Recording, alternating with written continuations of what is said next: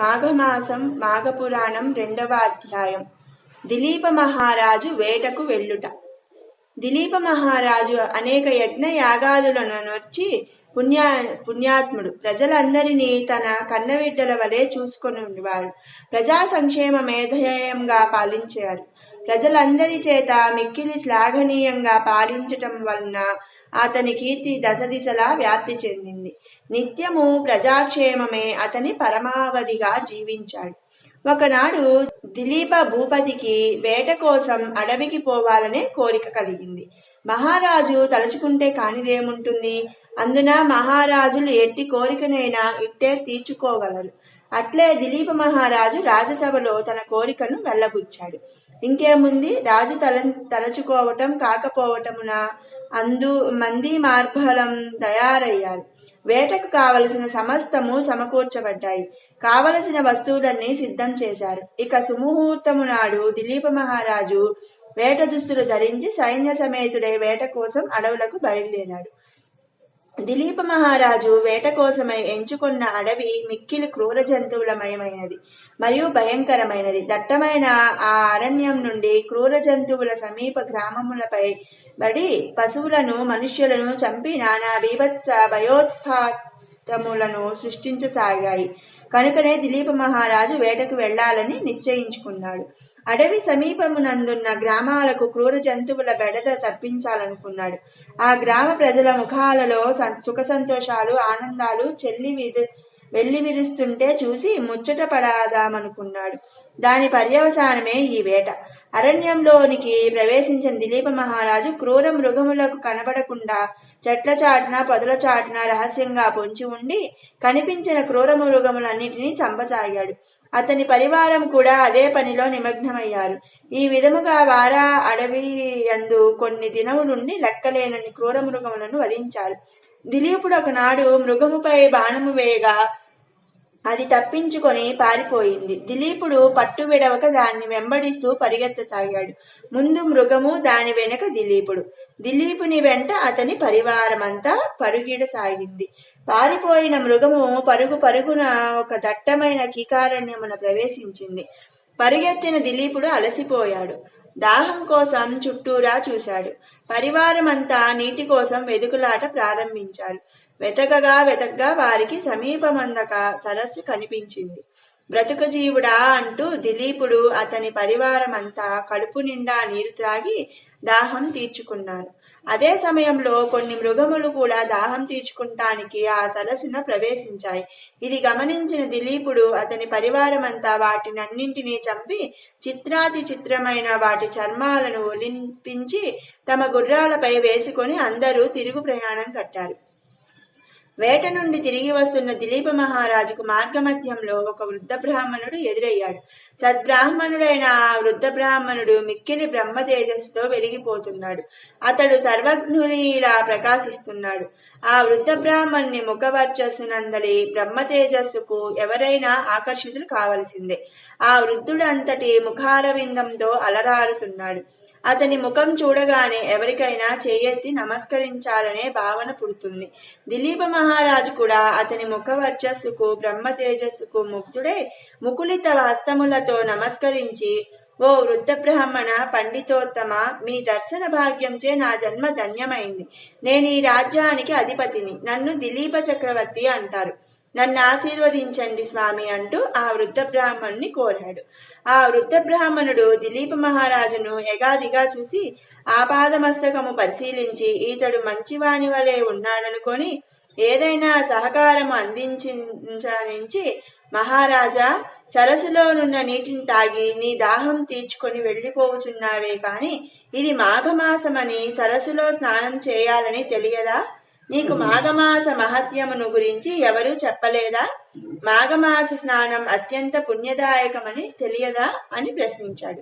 విప్రోత్తమ, నిజంగా నాకు మాఘమాసం గురించి తెలియదు స్వామి. నేను మృగయా వినోదినై అడవికి వచ్చి చాలా కాలమైంది. అడవిలో ఉండిపోవటం వలన నాకు ఈ విషయము తెలియదు. అయినను నేను రాజ్యములో ఉన్నచో నా గురువుల ద్వారా తెలుసుకొందును గాని ఇక్కడ నాకెవరు విశదపరుస్తారు స్వామి. రాజప్రసాదములోనున్నచో పురోహితులు చెప్పి ఉండేటివారు, కాని నాకు ఆ అవకాశం లేదే. కావున మీరే నా అందరి దయదలచి శ్రమ అనుకోక ఆ మాఘమాస మహత్యమును ఎరిగించవలసిందని ప్రార్థించుచున్నాడు. అట్లయినచో రాజా, ముందుగా సరస్సులో స్నానమాచరించి శుచి అయి పవిత్రుడవు కమ్ము. పిమ్మట మాఘమాస మహత్యము తెలుసుకొని విధమును వినవించెదను అన్నాడు ఆ వృద్ధ బ్రాహ్మణుడు. అంతటా రాజు సరస్సులో స్నానమాచరించి శుచి అయి వృద్ధ విప్ని కడకు వచ్చాడు. వృద్ధ బ్రాహ్మణుడు దిలీప చక్రవర్తిని దీవించి, రాజా, ఇక్ష్వాకు వంశ కుల గురువైన వశిష్ఠ మహర్షుల వారు తరచూ నీ వద్దకు వచ్చుచుందురు కదా. ఆయనకు తపోశక్తి సంపన్నుడు, సకల శాస్త్రములు తెలిసిన దిట్ట, సర్వజ్ఞాని. ఆయన నాకంటే విపులంగాను వినసొంపుగాను మాఘమాస విశిష్టతను గురించి వివరించగలడు. నేను ఆ వృద్ధుడునైతిని. జవసత్వములు ఉడిగిపోయినవి. ఆయన చెప్పినంత గొప్పగా నేను చెప్పలేను. కావున ఆ వశిష్ఠ మహర్షుల ద్వారా మాఘమాస మహత్యమును తెలుసుకొనుము. నేనింకను బహుదూరము పోవలెను, పోయి వచ్చేదనని ఆ వృద్ధ బ్రాహ్మణుడు వెల్లడిపోయెను. దిలీప చక్రవర్తి మనసంతా మాఘమాస మహత్యమును తెలుసుకోవాలనే జిజ్ఞాసతో నిండిపోగా శీఘ్రమే తన పరివారమంతా నగరానికి తిరుగు ప్రయాణం కట్టాడు. వృద్ధ బ్రాహ్మణుని మాటలు పదే పదే జ్ఞాపకం రావటంతో నిద్ర పట్టక ఎట్లాగో ఆ రాత్రి గడిపాడు. మరునాడు ఉదయాన్నే లేచి కాలకృత్యాదులను స్నానాది కార్యక్రమం ముగించుకొని శుచి అయి మంచి ధవళ వస్త్రములను ధరించి సకల ఆభరణములను ధరించి తన మంత్రి సామంతులతో కలిసి వశిష్ఠుల వారి ఆశ్రమానికి బయలుదేరాడు. సూర్యవంశ కులగురువైన వశిష్ఠుల వారి వద్దకు చేరాడు. ఆ సమయమందు వశిష్ఠుల వారు నిత్య తపస్సమాధిలో ఉన్నారు. వారి శిష్యులు రాగయుక్తంగా వేదపఠనంగా వించుచున్నారు. ఆ దృశ్యమును చూచి దిలీపుడు వారికి తపోభంగము కలుగరాదని తలంచి కొంత తడవు వేచియుండసాగాడు. గురుతుల్యులైన వశిష్ఠ మహర్షుల వారిపై దిలీప మహారాజుకు అమిత గురుభక్తి కలిగి ఉండెను. కొంతసేపటికి వశిష్ఠుల వారు తమ తపస్సు నుండి లేచి అక్కడే వేచి ఉన్న దిలీప మహారాజును గాంచి, మహారాజా, ఎంతసేపైంది వచ్చి? నీ రాజ్యమునందరూ కుశలమే గదా? పరిపాలన సుభిక్షంగా జరుగుచున్నదా అని అడిగాడు. మహారాజును ఉచితాసనముపై కూర్చుండ నియోగించి, రాజా, నీ రాకకు కారణమేమిటి తెలుసుకోవచ్చునా అని అడిగాడు. అంత వశిష్ఠ మహర్షి, మీరు మాకు గురుతుల్యులు. మీ ద్వారా నేనొక పుణ్యకథలను విన్నాను. లెక్కలేనన్ని శుభకార్యములను నాచే చేయించినారు.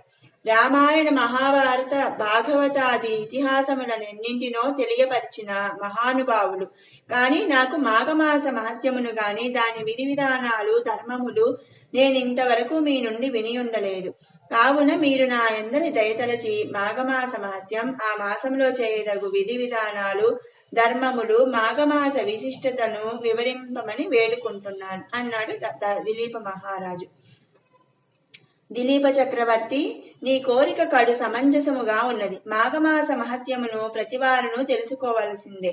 ఎల్లరును మాఘమాస మహత్యమును తెలుసుకొని ధరించవలసిందే. అయితే నాకు తెలిసినంత వరకు మాఘమాస మహత్యమును తెలిపేదను. నిజానికి దీని మహత్యమును తెలుసుకొనుట ఎవరికీ తరం కాదు. ఈ మాఘమాస నదీ స్నానము అత్యంత ఫలదాయకము. ఈ మాసములో నదీ స్నానము చేయటం వల్ల లభించు పుణ్యఫలమును మరే యజ్ఞయాగాదులు క్రతువులు చేసినను లభించదు. ఈ మాసమునందు మనుష్యులు చేయు నదీ స్నానం వలన అత్యంత పుణ్యాత్ములగుతున్నారు. ఈ మాఘమాసం ఒక ప్రత్యేకతను సంతరించుకున్నది. ఒక్క నదీ స్నానము వలననే మనుషులు కడు పుణ్యాత్ములై పుణ్యలోక ప్రాప్తిని పొందెదరు. ఈ మాఘమాస స్నానము శాశ్వత స్వర్గలోక ప్రాప్తిని ఇచ్చును. అంతే కాని ఇతర యజ్ఞ యాగాదుల వలె తాత్కాలిక ఫలితమును ఇవ్వదు. శాశ్వత స్వర్గలోక ప్రాప్తిని పొందవలనన్న మాఘమాస నదీ స్నానం ఒక్కటే తరుణోపాయము.